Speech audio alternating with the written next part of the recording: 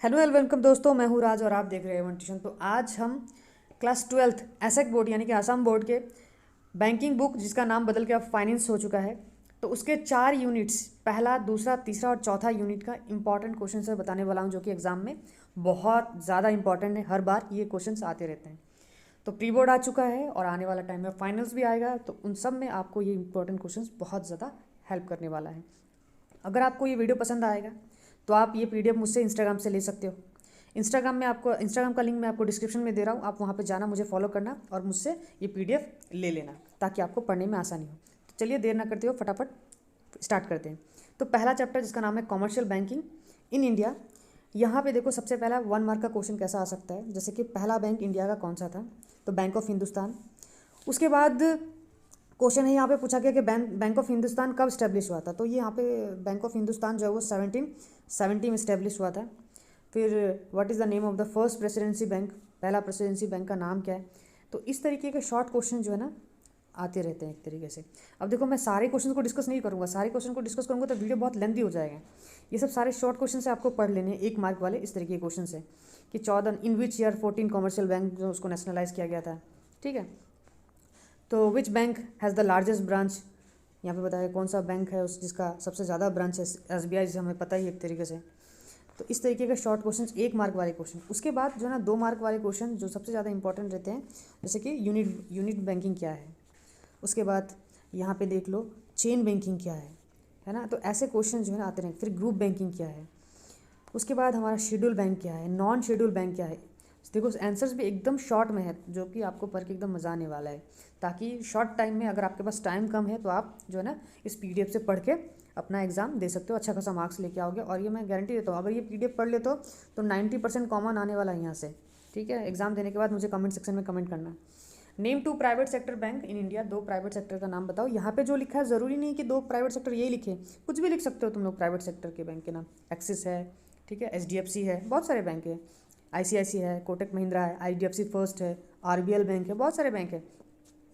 फिर name 2 central banking function, 2 banking function का नाम ये बता दो। नेम 2 फंक्शंस ऑफ एसबीआई का फंक्शन बता दो। तो इस तरीके के 2 मार्क के क्वेश्चन। उसके बाद 3 मार्क वाले क्वेश्चन। देखो 3 मार्क वाले क्वेश्चन है ना, हो सके तो पॉइंट में लिखना तो अच्छी बात रहता है। यहाँ पे ये वर्ड थोड़ा स्पेलिंग मिस्टेक है, इसको एक साथ कर लेना, ठीक है। तो 3 मार्क के लिए कम से कम आपको एटलीस्ट 1 पेज तो लिखना ही पड़ता है, तो ये 1 पेज के साथ लिखना।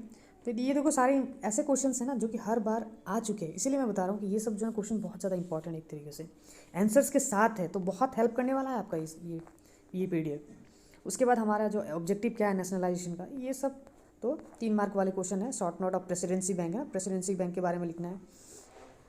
उसके बाद ब्रांच बैंकिंग और यूनिट बैंकिंग के बीच में डिफरेंस बिटवीन, ये बहुत इंपॉर्टेंट है, लेकिन मैं बार बार बता रहा हूँ कि ये बहुत इंपॉर्टेंट है, ठीक है।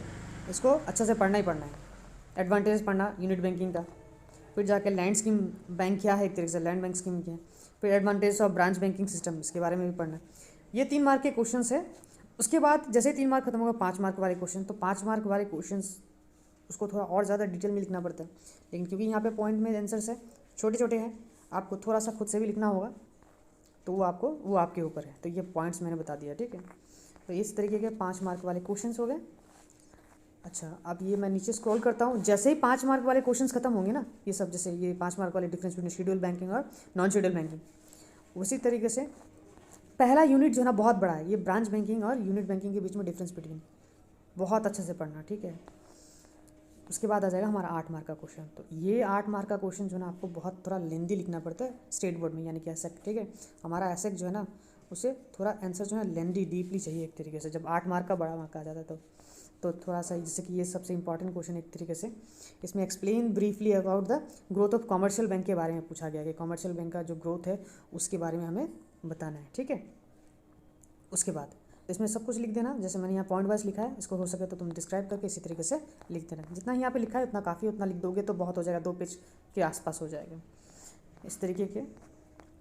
उसके बाद ये जैसे कि ये भी बहुत इंपॉर्टेंट है, कई बार आ चुका है तुम्हारा, 2013-2015 में आ चुका है, लीड बैंक स्कीम, है ना।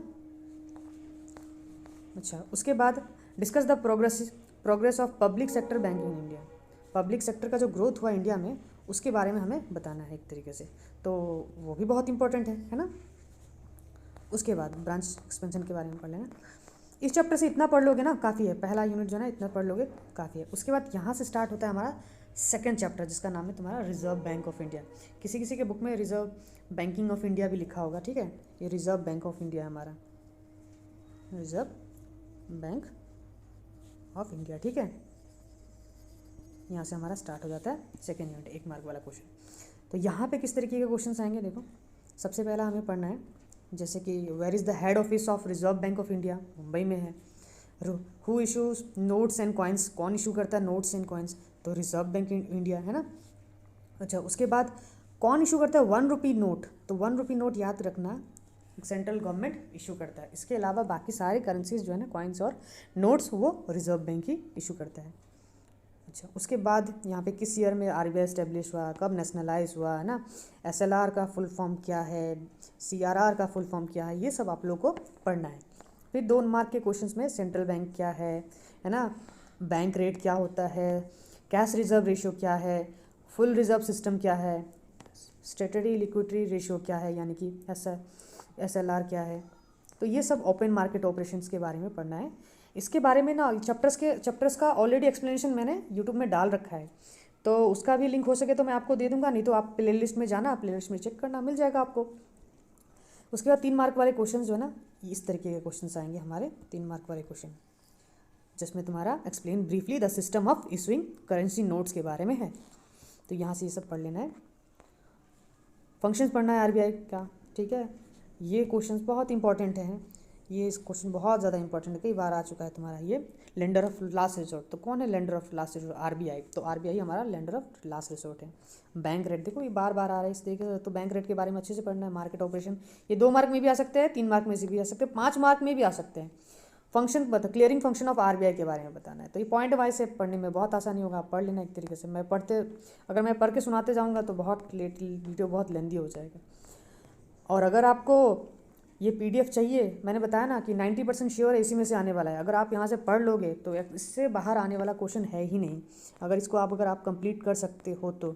और अगर पीडीएफ चाहिए तो आपको क्या करना पड़ेगा, आपको जाना है इंस्टाग्राम पे, मुझे फॉलो करना है, एक छोटा सा मैसेज कर देना, मैं आपको लिंक भेज दूंगा, आप वहाँ से पीडीएफ ले लेना। तो बहुत सिंपल है। और इसके नीचे देखना जहाँ पे भी स्टार्ट हो जाएगा 1 मार्क वाली क्वेश्चन, ये रहा हमारा 1 मार्क वाला, फिर से स्टार्ट हो गया ना। ये है हमारा तीसरा चैप्टर का नाम है फाइनेंशियल मार्केट। याद रखना क्या नाम है हमारा, फाइनेंशियल मार्केट, ठीक है। तो यहाँ से स्टार्ट होता है फाइनेंशियल मार्केट। उसके बाद मैं बता देता हूँ कि इसके बाद ये फाइनेंशियल मार्केट यहाँ पे लॉन्ग क्वेश्चन आ गया। उसके बाद जैसे ही ये लॉन्ग क्वेश्चन खत्म होगा, हमारा 8 मार्क का क्वेश्चन खत्म होगा, नेक्स्ट चैप्टर हमारा स्टार्ट हो जाएगा जिसका नाम है नॉन बैंक फाइनेंशियल इंस्टीट्यूशन, ठीक है। ये रहा हमारा, यहाँ से स्टार्ट हो जाता है हमारा चौथा चैप्टर जिसका नाम है नॉन बैंक फाइनेंशियल इंस्टीट्यूशन। तो आई होप समझ में आ गया होगा कि इस पीडीएफ का इंपॉर्टेंस कितना है।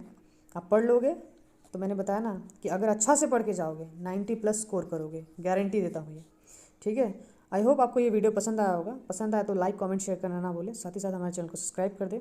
हम जल्दी हाजिर होंगे एक नई वीडियो के साथ, तब तक के लिए गुड बाय।